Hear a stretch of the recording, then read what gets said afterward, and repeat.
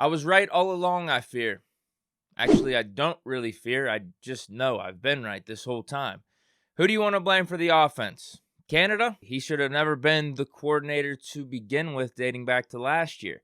Why did we give the reins to a guy that struggled at college at times versus a Hall of Fame GOAT quarterback? I have no clue. I will still never understand that. But if you're saying, hey, it's not Canada, the calls are there, he's finally got his mobile quarterback. Finally got him, Mitch. But you want to blame Mitch. You want to say it's actually Mitch. It's not Canada. It's not the play calls, all that stuff. Mitch is just making bad reads. He's not performing well. Well, if that's the case, you want to blame Mitch. Why did we move on from 7 to Mitch? Could someone explain that? Why did we move on from a guy that went 9-7-1 last year, helped the Steelers make the playoffs? He was injured the whole season too. He's behind a shitty offensive line, a below-average defense, and we still made the playoffs with that guy at quarterback? Why did we move on from him? He's going to be in the Hall of Fame for Mitch Trubisky? Then if it's not Mitch, then who? Are we blaming the weapons? No, I'm not doing that. Is it the offensive line? You can take that one of two ways, because if you're blaming the offensive line, saying they're shitty, that further proves my point that it wasn't Seven's fault because it was the same shitty offensive line from last year heading into this year, yet everyone wanted to run Big Ben out of town. Or you could say, actually, no, I think the offensive line is a little bit more improved. Let's go back to the whole Mitch versus Canada. It's one of those guys, right? It just makes me laugh. The fake fans need to be apologizing to Seven immediately, because for some reason, I'm starting to think, no, sorry, I'm not starting to think. I've been thinking it going back to week 2 from last year when Ben got destroyed against the Raiders for 10 sacks and hurt his hip, something he had to deal with for the rest of the season. I'm starting to think it wasn't Seven's fault why the offense was inept last year. If anything, he was the reason we were able to squeak out more wins than probably we should have with all those game-winning drives. We win yesterday's game with 7 at the helm. Is there any doubt about it? The defense only let up 17 points. The defense is looking good. They're looking way more improved from last year. And the 17 points wasn't even completely their fault. I'd put 10 on them. The other 7 was because of Gunnar Olszewski. But don't forget, last year, people wanted to blame Ben for the defense being the worst rush defense in the league and for them giving up over 200 yards on the ground on multiple occasions. This year, the defense ain't doing that. Like I said, they're really good. The offensive line, I think, is a little bit more improved. They're blocking better. We also have an additional piece on offense with George Pickens. Something makes me think if 7 was back, we'd be 2-0. We lost that game by 3, and what does Ben know how to do? Win games when they're close. Something makes me think we would have got out of that stadium with a dub. But I get it.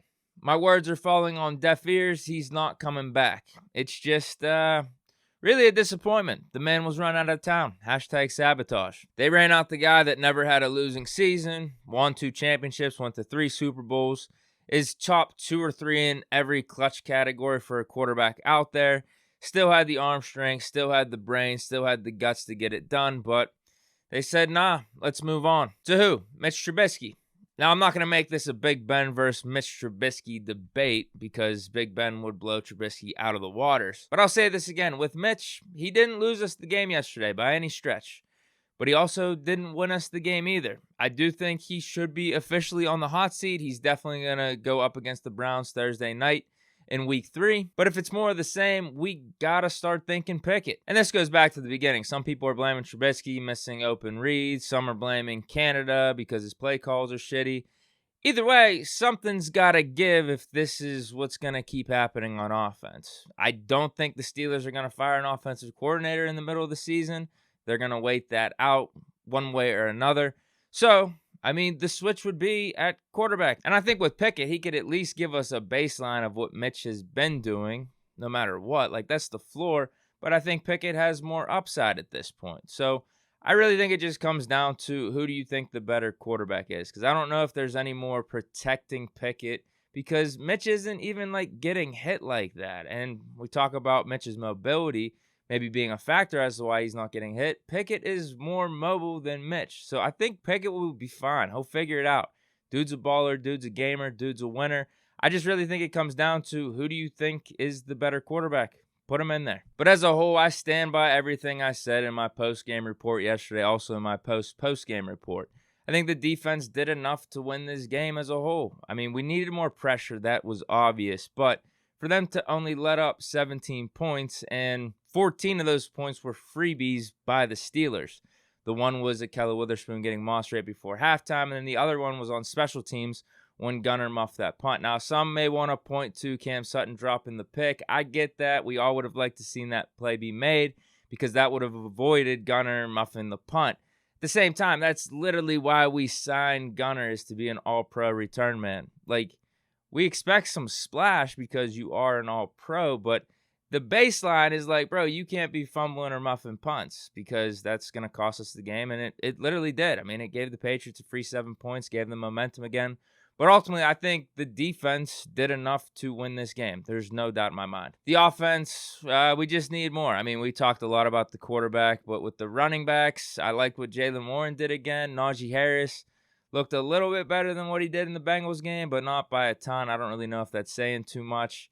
Line doesn't look terrible. It's just we need more, one way or another. I know people are blaming Mitch, blaming Canada, whatever it is.